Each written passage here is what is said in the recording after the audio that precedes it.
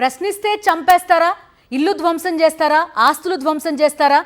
ప్రస్తుతం అలాంటి పరిస్థితే కనిపిస్తోంది. అంబటి రాంబాబు నివాసం పైన హత్యాయత్నం జరిగింది. ఆయన నివాసం పైన దాడి జరిగింది.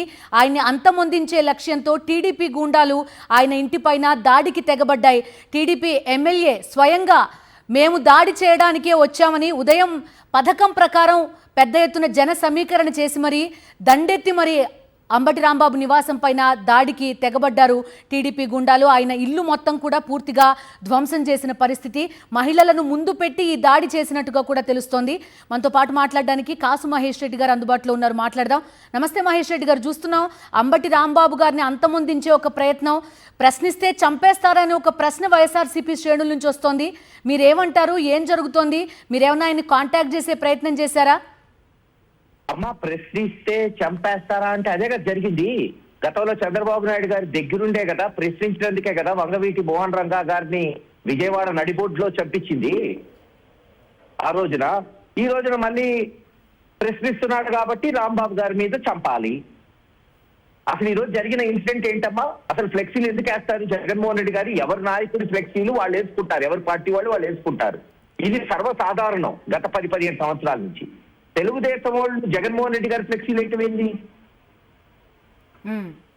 రాంబాబు గారు పోయి అక్కడ పోయి ఏం చెప్పాడు నేను చూసా. ఇంకా నేను చించేశా పిడుగురాళ్ళలో. రాంబాబు గారు నిన్న మర్యాదగా పోయి తీసేయండి, ఇది పద్ధతి కాదని చెప్పాడు. ఈ రోజు వెంకటేశ్వర స్వామి గుడికి పోయి పార్టీ కార్యక్రమాలు అనుగుణంగా ఏదో ధర్నానో ఏదో కార్యక్రమం చేస్తుండే. దానికి దాడి చేసింది ఎవరు? అక్కడ దాడి చేసి అక్కడ కుదరలేదు, అక్కడ మిస్ అయ్యాడు. అందుకని ఇంటి మీద దాడి చేశారు. సిగ్గుండాలి. మహిళా ఎమ్మెల్యేలు దాడులకు పోతున్నారు అంటే రేపు ఇదే జరుగుతుంది అనుకుంటున్నారా? రేపు జగన్మోహన్ రెడ్డి గారు ముఖ్యమంత్రి అవుతాడు, ఎక్కడ పోయి దాక్కుంటారు వీళ్ళు? పాకిస్తాన్కి పోతారా? కానీ మహేష్ రెడ్డి గారు, ఒక ఎమ్మెల్యే స్థాయి వ్యక్తి ఇట్లాగా నేను దాడి చేయొచ్చు, వెళ్ళి కొట్టచ్చు అనుకునే పరిస్థితి ఉంటుందా ఒక రాష్ట్రంలో? ఎక్కడా ఉండదమ్మా, ఒక మనిషికే లేదు. చట్ట ప్రకారం అది అంటే ఎవరు చెప్పకుండా ఇట్లా దాడి చేసే అవకాశం ఉంటుందా? కొట్టుకుంటే అదేగా చెప్తుంది. చంద్రబాబు నాయుడు గారు అంటే ఏంది? గుండారాజ్, జంగల్ రాజ్. ఇప్పుడు అదే చూస్తున్నాం. ఎందుకు అసలు ఈ దాడులన్నీ ఎందుకు జరుగుతున్నాయి చెప్పండి. ఏంటి మేము అడుగుతున్న ప్రశ్నలు? జగన్మోహన్ రెడ్డి గారు అడుగుతున్న ప్రశ్న ఏంటి? మీరు ఇస్తా అన్న హామీ నెరవేర్చండి. నెలకు 1500 ఆడవాళ్ళకి ఇస్తా అన్నారు, ఇవ్వండి. నిరుద్యోగ వృత్తి ఇవ్వండి. వెంకటేశ్వర స్వామిని రాజకీయాల్లో లాగుతారేంట్రా మహాప్రభు అని అడుగుతున్నాం. మేమేం అడగట్లేదు కదా. వెంకటేశ్వర స్వామిని కూడా రాజకీయాలకు వాడుకుంటారు ఏంటి? చంద్రబాబు నాయుడు గారు, లోకేష్ గారు అన్నది ఏంటి? మాంసం ఒక కలేబరాలో ఏదో వాడారని సిబిఐ అదే చెప్పింది కదా. అటువంటిది ఏమీ లేదురా బాబు అని చెప్పింది.